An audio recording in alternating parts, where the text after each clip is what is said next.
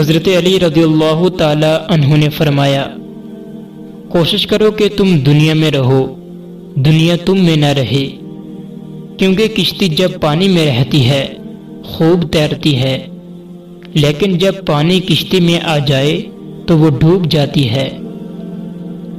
ایک عورت حضرت علی رضی اللہ تعالی عنہ کی خدمت میں حاضر ہوئی اور عرض کرنے لگی، یا علی، میں نے زندگی میں بہت دکھ دیکھے ہیں، انسان باہر سے کچھ اور اندر سے کچھ اور ہوتے ہیں۔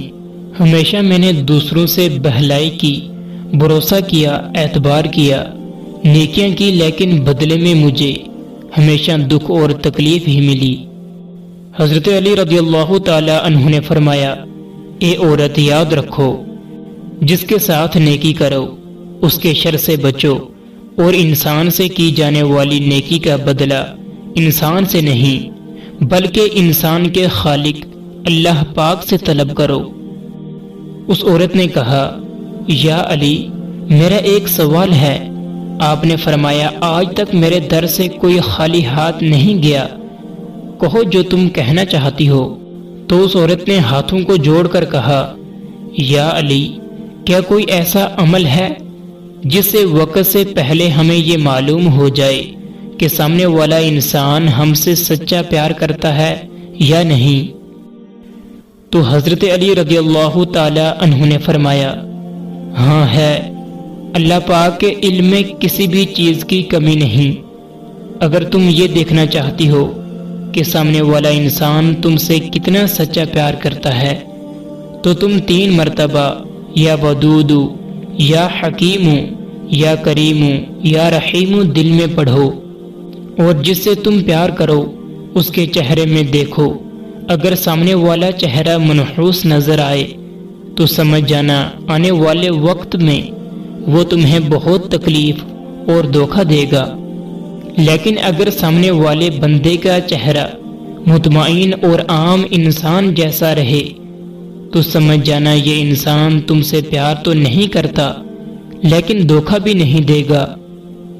لیکن اگر سننے والے کا چہرہ مسکرائے اور اس کی آنکھوں سے پیار جھلکنے لگے تو سمجھ جانا یہ انسان خود سے بھی زیادہ آپ سے محبت اور پیار کرتا ہے۔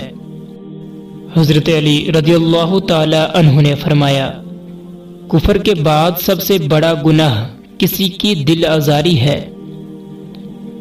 ایک شخص نے حضرت علی رضی اللہ تعالی عنہ سے پوچھا، یا علی، ہمارے دل میں کسی دوسرے کے لیے اتنی محبت کیوں پیدا ہوتی ہے؟ کوئی اجنبی جسے ہم جانتے بھی نہیں، اکثر وہ ہمارے دل کو اتنا اچھا کیوں لگنے لگتا ہے؟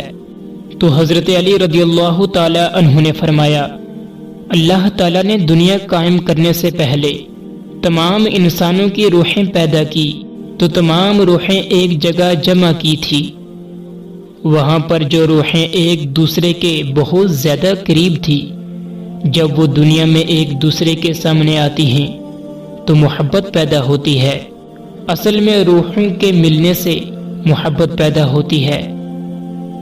حضرت علی رضی اللہ تعالی عنہ نے فرمایا، کتنا عظیم ہے وہ انسان جو اپنا غم سینے میں چھپائے رکھتا ہے اور زندگی بھر اس سے مسکرا کر کھیلتا رہتا ہے۔ ایک جگہ اور حضرت علی رضی اللہ تعالی عنہ نے فرمایا، ہمیشہ چھوٹی چھوٹی خوشیوں کا استقبال کیا کرو، کیونکہ انہی کے پیچھے خوشیوں کا سیلاب ہوتا ہے۔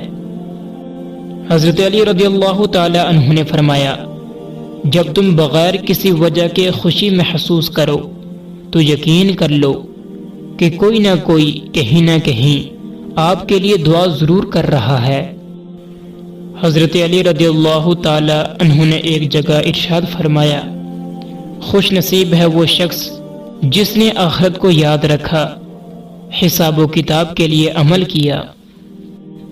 ہمیشہ منفرد کردار رکھو، جیسے نمک ہے، اس کی موجودگی محسوس تو نہیں ہوتی مگر اس کی غیر موجودگی تمام چیزوں کو بے ذائقہ بنا دیتی ہے۔